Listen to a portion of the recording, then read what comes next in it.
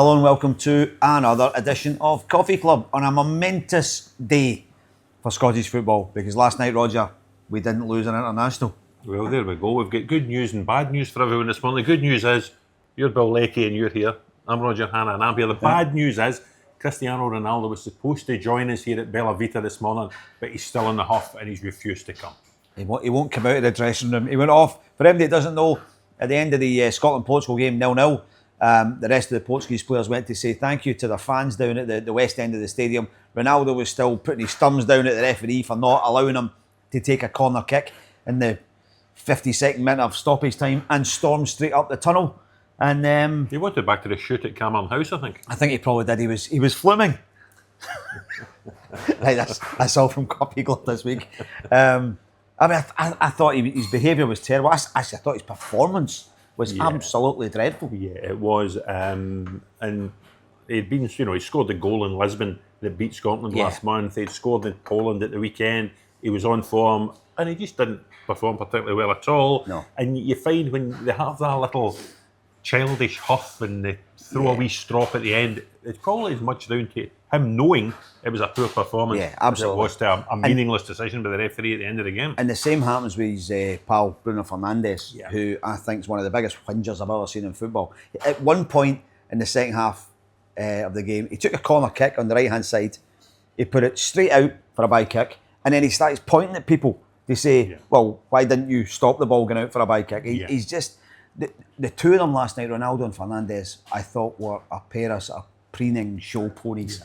When they could have been the guys who took Scotland to bits. Yeah. But they're too wrapped up in trying to blame everybody else. As you say, when they're not playing well, instead of taking responsibility for it, it becomes about everybody else. Good performance by Scotland. There have been good performances. You think how poor we were against Hungary in that last Euros game. You were there in Germany in the summer.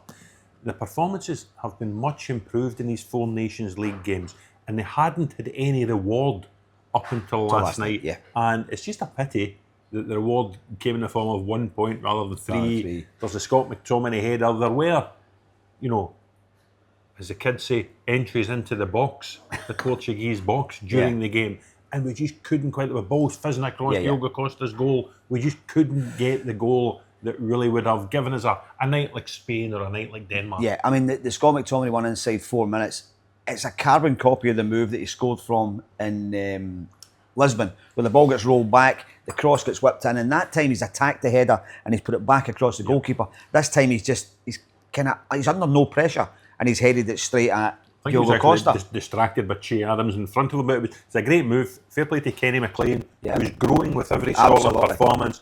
Great vision, great execution to find Ben Doak. Lovely play by Doak. Rolls it into Robertson. Great ball by the captain. And he's got to score. He's got to score the goal. However, Portugal had, if you want to talk about entries into the box, I think Roberto Martinez said after the game last night, between corners and crosses and passes, they had 53 entries into our box.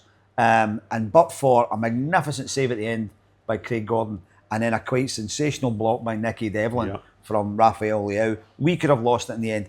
But I have to say, you're talking about Kenny McLean, who I'm a huge fan of, and he's never let Scotland down. He's now got his chance as a starter since Callum McGregor hung up the boots. But if you look at Craig Gordon, Tony Ralston, John Souttar, Grant Hanley, Kenny McLean, probably Ben Doak, all things being equal, they wouldn't have played in these games. But they've had their chance because of injuries and out of, a kind of disaster for Steve Clarke in terms of who he can pick. A lot of people have grabbed the opportunities, haven't they? Yeah, very much so. And listen, I was so pleased for Nicky Devlin, that he got on, and B, that he made that significant block in stoppage time to deny Portugal the goal. Craig Gordon, for me now, has the gloves back. He should have had them in the He is now the number one goalkeeper again. I don't think he's put a foot wrong in these two games. He is established at Hearts, albeit we need to see if Neil Critchley sticks with him. Put Sander Clarke back in. But for me, Craig Gordon now is in possession and should start the 2 November games. He has a presence, doesn't he? He gives confidence to the guys in front of him. He comes for things. He's there's never any kind of doubt with him. If a ball gets whipped in, it's 2 fists on it. It's not a kind of waft at it. And the save at the end from Fernandes was just really instinctive, right on his line. But isn't it just the kind of thing that with some goalkeepers, you'd be going, wow, incredible. With Craig Gordon, you go, that's a Craig Gordon save. And you touch on Souttar, he spoke well after the game. He's had a good season at Rangers. I think he's benefiting. We mentioned this last week or the week before in Coffee Club, from Goldson being away and the ability to play in the right side in that central defence, his preferred position. Yes. He didn't go to the Euros, if you remember. He missed out with Craig Gordon right at the end after a poor performance. I think it was against the Dutch. Yeah. But his club form, he's now taken into the international arena, and a bit like Angus Gunn struggling to get the gloves back off Gordon, I think when the likes of Jack Hendry, Scott McKenna, Liam Cooper come back into the frame, they might find themselves behind John Souttar now. I think John Souttar, if you think back earlier in the season, along with just about every other Rangers player, a bad game at Parkhead in the Old Firm game. Yeah. Since then, Rangers have taken a look at themselves defensively, and he has really been the linchpin of that. I think next to him, Robin Propper's been good, but John Souttar's the one with the pace. He's now injury free, touch wood for him. And he's come back into the Scotland squad. He spoke quite well after the game in Croatia on Saturday night about what a rotten summer it had been for him. But how it's not about what happens to you, it's about how you react to it. And he's reacted well, and last night was good. I was particularly pleased last night for the performance that Tony Ralston put in. Because he's the easiest guy to batter, isn't he? He's the guy, he's the, whatever he is, the third or the fourth choice right back. And a lot of people are saying, no, Devlin should play ahead of him, which I wouldn't have argued with probably. I thought he did well in Croatia, but I thought last night he put in a tremendous performance. And if you're looking at what Steve Clarke says about when we play these better teams, we need to get better. We need to learn with every game. He shows that he's able to do that. Yeah, it reminds you of Stephen O'Donnell. 5 years ago, taking opportunities. He's now got 16 caps, I think, now, Anthony Ralston. It was one of his better performances last night. Defended the back post well. I thought he was about the only one who got a handshake from Ronaldo on the way off the park. I think that was just because he was in that area of the field. But he can be pleased with his performance. And it's a long time till we see Aaron Hickey again. Nathan Patterson is struggling with injuries and prior to that form at Everton. So I think Tony Ralston will build up his cap tally. I think so. And Nicky Devlin coming on, I'm a big fan. He's a tremendous player. He's probably in Scotland the informed player in that position. He came on like a man possessed. He only had maybe the last 8 minutes or so, but he was throwing himself into things. His block from Leao was real top draw. And I was delighted for him. It's been a fantastic week for him. He's got a new 3-year deal at Pittodrie that I think shows his importance to Jimmy Tillene. He's a leader in the dressing room up there.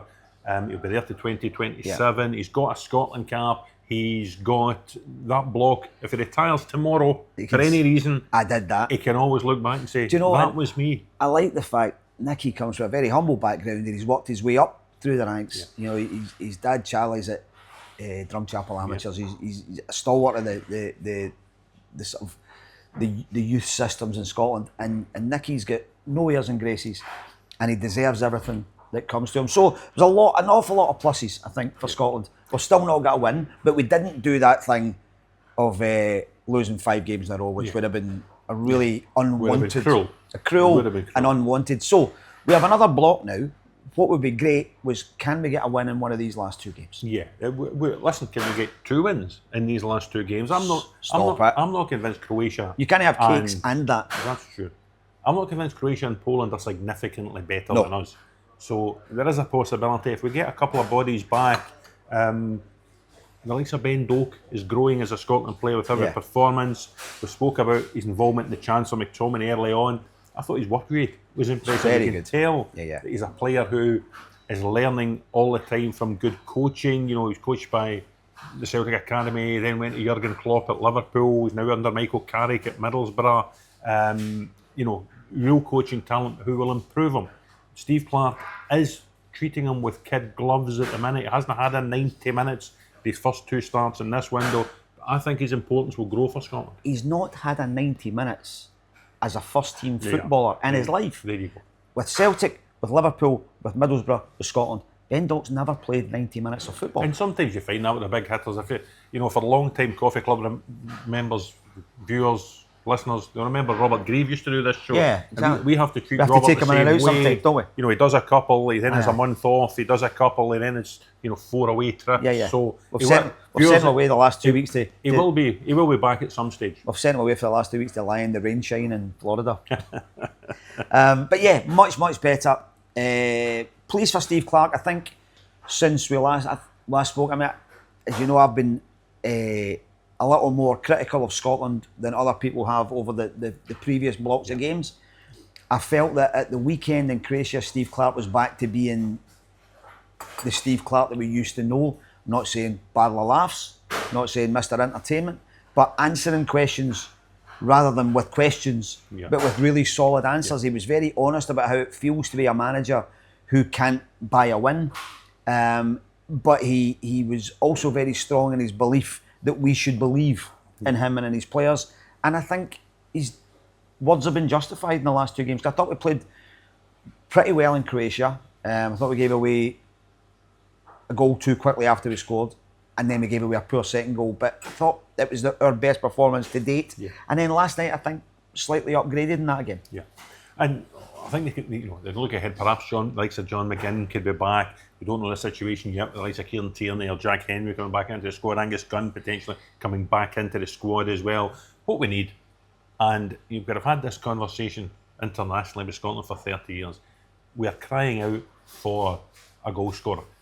Again, we've been through an international window where the strikers didn't score a goal. Lyndon Dykes hasn't scored for Scotland, I don't think, since that win in Norway 18 months ago. Yes. He's still to break his duck at a new club in Birmingham. Che Adams has started well with Torino in Serie A.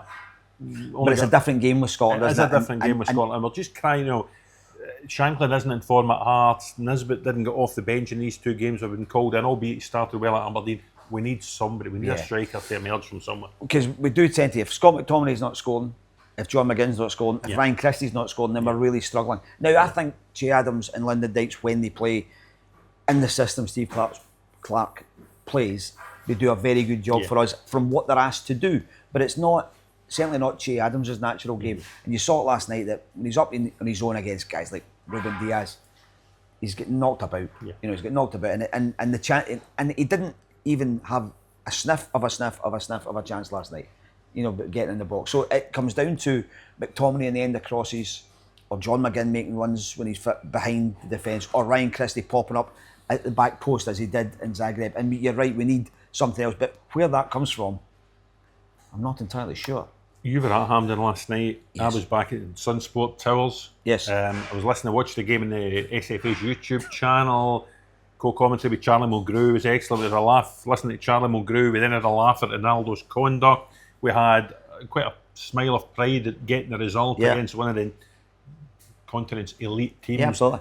The biggest laugh of the night, I think, was when someone asked Steve Clarke his thoughts on England's appointment of Thomas Tuchel, and he said, I don't have an opinion. I'm the manager of Scotland.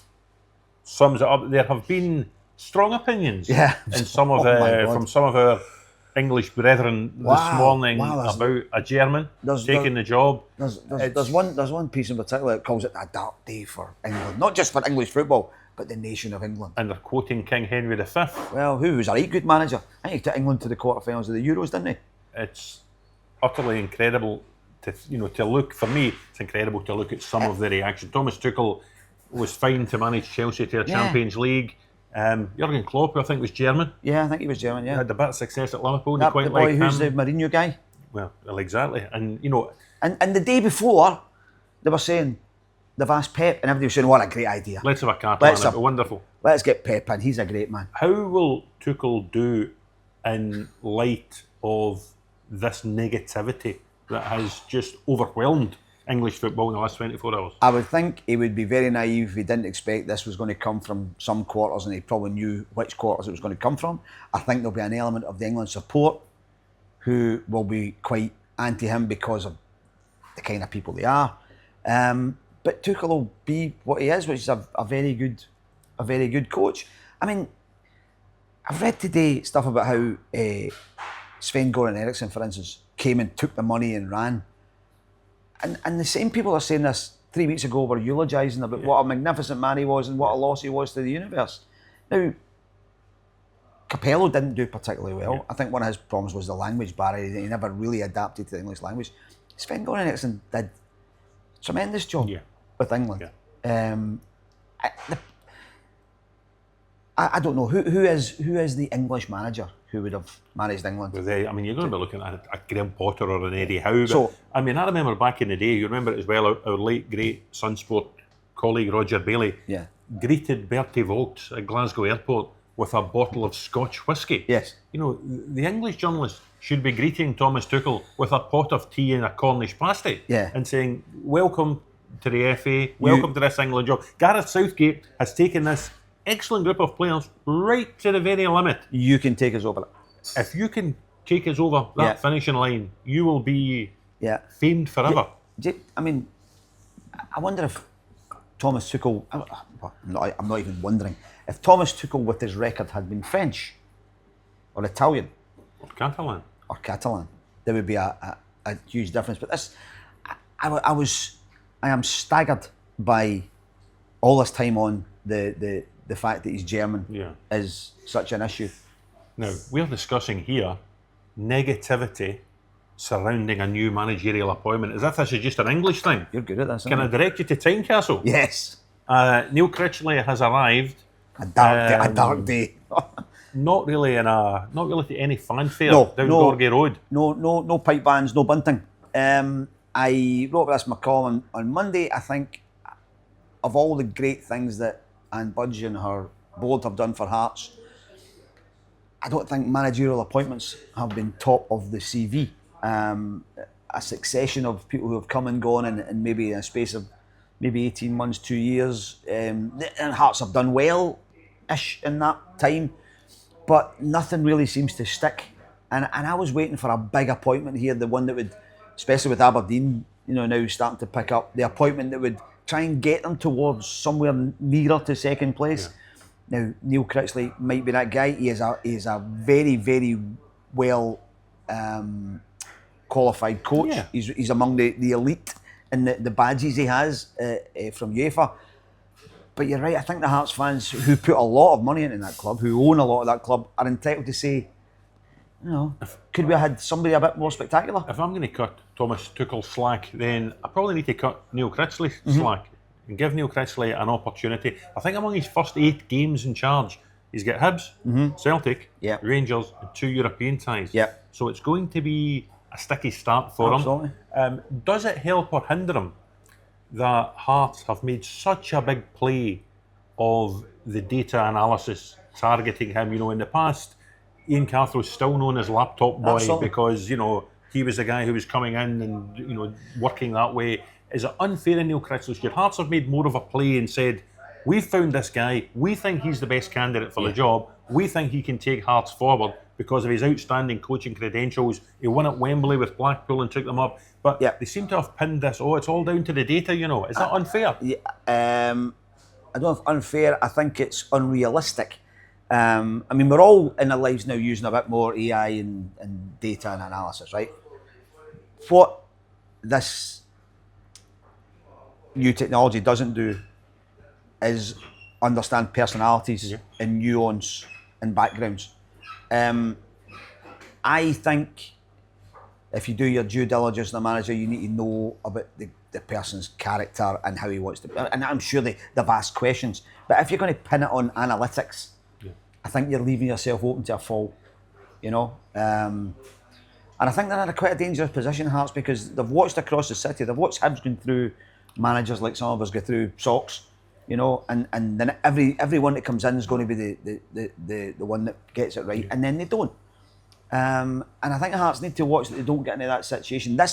Neil Critchley needs to work, and he needs to be there for the long term.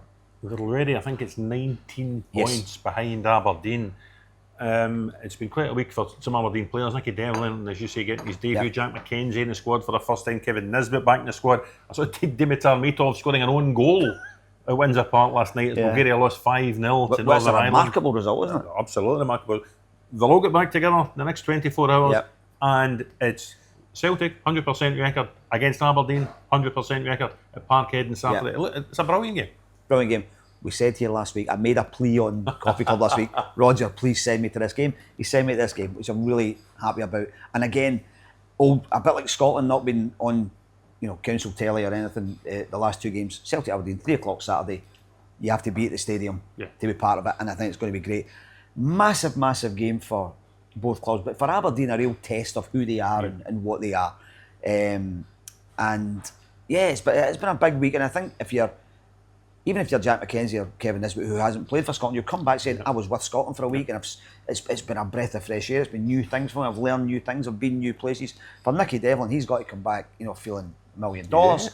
Maybe not so much meat off after that one the other night, but listen, he is a very strong character and a very good goalkeeper, and he's going to be a very busy goalkeeper, I would think.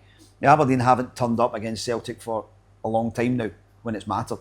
And if ever they really had to get themselves together and perform on the big stage, this is it, because you know what's going to happen. If they go there on Saturday and it's a run-of-the-mill win for Celtic, people will say, we told you they hadn't played anybody. Yeah.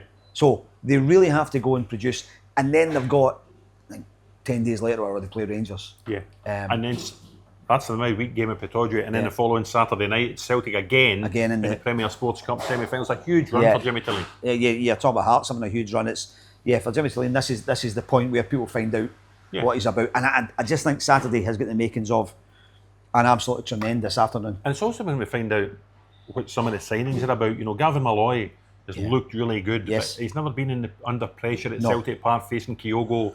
The lad Nielsen, who Tilleen brought in first, it was he's captain in Scandinavia.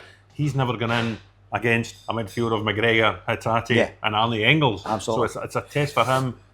Up top, you look at the lad Keskinen, searing pace. He looked a real threat, but again, never against defenders of the qualities of Celtic, who have lost only 1 goal in the league. Keskinen's interesting. I watched him against England the other night, and I thought he looked really good. Yeah. I thought he looked as if he could handle himself against that level. So Aberdeen will use him to try and, if Celtic do give the ball away in the transition, they'll look for Keskinen to be the guy with the pace who runs away from him, and that's what he's very good at, the football. Gavin Malloy, I've seen twice in the flesh. I saw him at East Kilbride in the League Cup, where he strong through the game because it was East Kilbride and he was fine. Then saw him at Dundee when they won 2-1 at Dens Park the other week, and Dundee's goal is a penalty kick, and it comes from a long ball for John McCracken, and Simon Murray gives one to Malloy, who then gets in a bit of a state, makes a bad back header, and then brings down Simon Murray. And I thought that's when I thought, if you're now, Kyogo's not going to give him that physical threat, but that run behind, if they try and find Kyogo, Celtic do quite a lot. Be interested to see how Malloy deals with that one. I'll also be interested to see how Shinnie and Nielsen deal with Celtic running away from them while they have the pace to deal with that, because I'm not sure Graham Shinnie does anymore. He likes the game to be in front of him, but it's going to be really interesting. Really, really interesting game, and certainly the highlight of the weekend coming up. Absolutely, some fascinating fixtures. Same with Alacari's first game in charge, really, of St Johnstone at home to Ross County. You think's a winnable game, and then Rangers at Kilmarnock on Sunday lunchtime. Big game yet again. Rangers having to play catch up, and this is people might not think this, but I certainly think, I don't know about you, I think it's a real added pressure on a team who constantly has to realise that one of Celtic or Aberdeen is going to get further away from them on the Saturday, and then they've got to go to Kilmarnock, which has not been a happy hunting ground a lot of times for them, and they've got to go and produce again, which is it's a constant. It feels like Rangers are constantly having to drag themselves up and go again. Yeah, very interesting team selections as well. I know Bajrami, Cherny, Casemiro seemed to impress when they were away on international duty. There's always the question mark over the Rangers captain, Tavernier, particularly when Casemiro's doing so well. Dujon Sterling's just got his new deal. I take it Tavernier starts at the weekend for you? For me, or for Clement? Well, I've made my feelings clear before. I think he needs to up his game an awful lot to be guaranteed a place. You can't be in, if you take away the armband and say, without the captaincy, is he a player who should start for Rangers? I'm not sure he is. The other aspect comes in, of course, with Rangers is the plastic, where they haven't been Fantastic. They haven't been fantastic on the plastic over the last 2 or 3 seasons. So we wait to see the likes of Cherny and Bajrami, how they perform on that. Can they do the same things? We always, this time of the season, in terms of league football, it always seems to be interrupted. There's Premier Sports Cup games, there's the international breaks. I know there's one more international break to come, but we'll really learn more about a lot of these teams between now and that November break, because there are some big club games, the 2 we've mentioned, Celtic, Aberdeen, none bigger than that, Kilmarnock, Rangers. There's even a midweek card, as we said, the Aberdeen Rangers, when Rangers go to Pittodrie. There's an Edinburgh derby coming up for Neil Critchley and for David Gray, just as importantly. Are we going to find out an awful lot about these clubs in these next 6 or 7 games before the November international break? Yes, as they say in Bella Vita, so far the season's been molto staccato. Very broken up. You can never get a feeling of, it's like one of these sort of middle distance races where the stagger hasn't unwound yet. And when it'll start to unwind as we come through November and the internationals get out of the way. And I think we will definitely know as you come into, certainly sitting here now, sort of mid-October, I think by mid-November you'll have because you'll know who's in a cup final. You'll have a much better picture of how our teams are doing in Europe. You'll have had those big games for Aberdeen, massive games for Hearts. I think we'll be a lot clearer on where we're going to be getting into the second half of the season. Now, I'm so kind to you, as you say, I'm sending you to Celtic Park. I'm going all the way to Tannadice on Saturday, Dundee United, Hibs.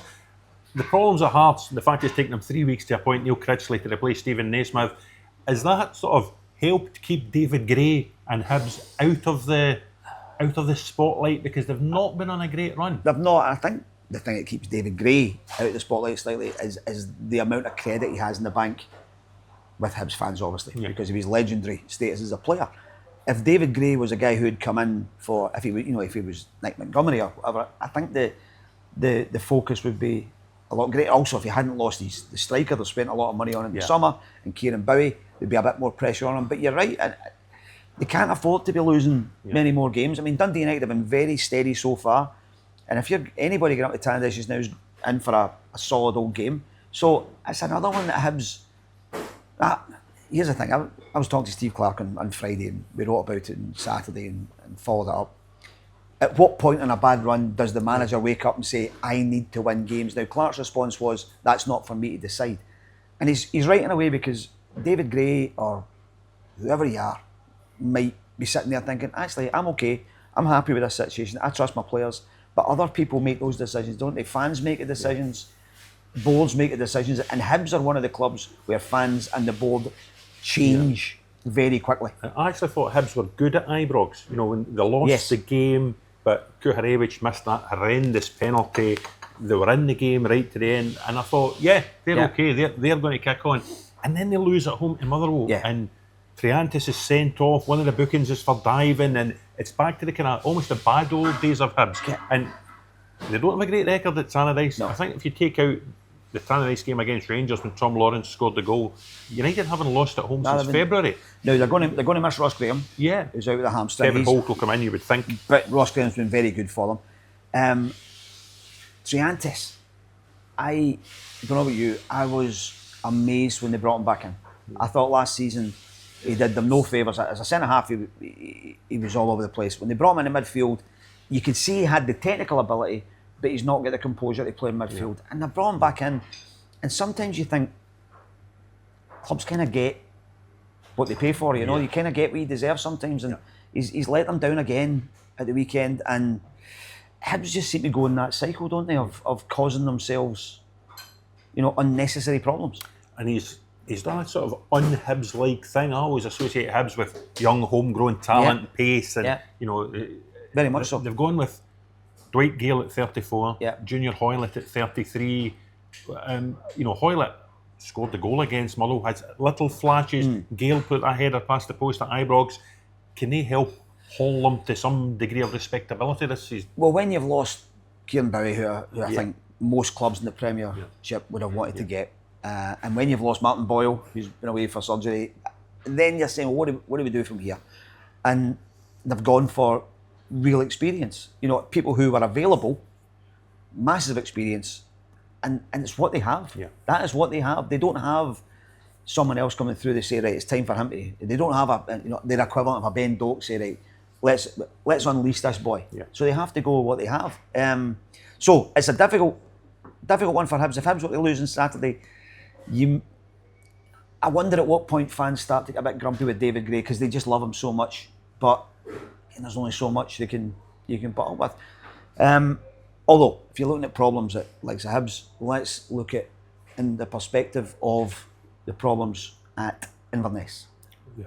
Where, as we talked just now, things are going from worser to worser. Yeah. I suppose keeping an eye on this week, there's various different tales coming out. Alan Savage has put money into the club. I believe he's taking a few days away just to assess where the club is going at the minute. I think there was an alternative offer put on the table yesterday that may have helped the club avoid administration.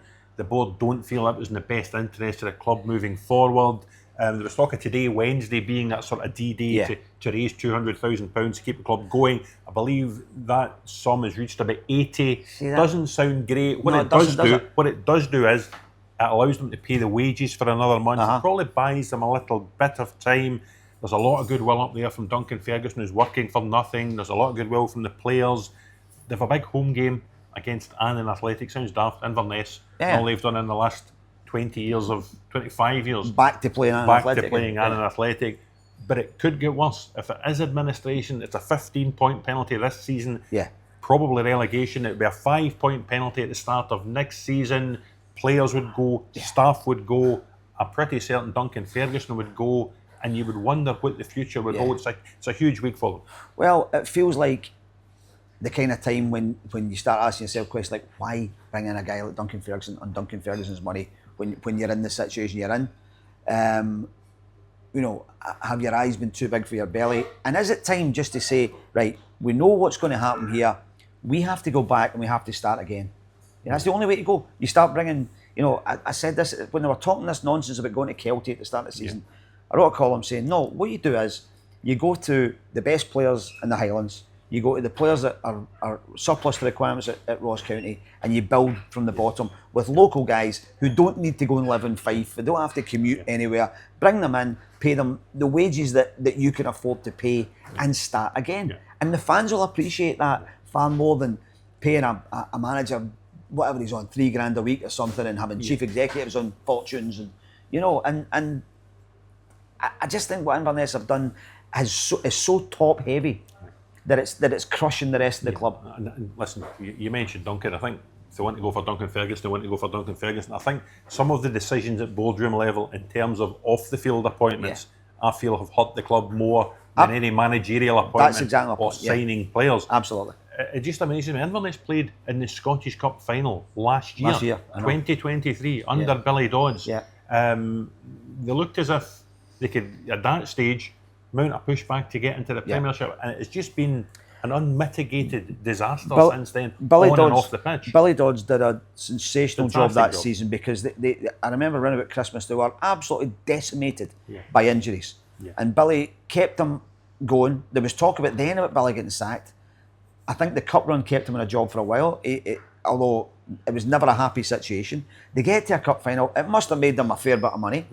And then they empty Billy, and from there it's just been a massive unravelling, and I feel really sorry for all Inverness fans, everybody who loves that club, and I really hope something comes round to save them. We talk about Scottish Cup finals. They won a Scottish Cup final. Graham Shinney was captain against Falkirk. They lost to Celtic last year. They had that fantastic Super Cali Go Ballistic night at Celtic Park. They had other victories over Celtic. They were a mainstay in the top six. They brought so much joy to the Highland community. But that said, I remember Gretna playing in a Scottish Cup final. Gretna playing in the top flight of Scottish football, and they're now down in the bottom half of the Lowland League. You don't want Inverness to get down and down and down and find themselves back in the Highland League. Livingston went into administration the day after playing the League Cup final. As they say in football, the margins are very fine now. Gretna was a different. It was always a false economy. And once the money went away, the whole thing collapsed. Livingston's an example of what can happen with Cali Thistle, and it takes an awful lot of time and an awful lot of money to come back up again if you're if you get yourself into that situation. I think, as I say, Inverness, Cali Thistle should be looking to start again. Kids, freeze, local people, get the fans back on board and just start, forget where they've been and start again. Well, we wish them well, Bill. Very much. We will be back on Coffee Club next Wednesday. That is the morning of Atalanta versus Celtic in the Champions League. We'll then look ahead to Rangers against FCSB, I think is what we now call them, in the Europa League. Stoya Bucharest and Old Money. That's them. And Hearts taking on Ammonia Nicosia in the Conference League. We'll also look back at the weekend's action.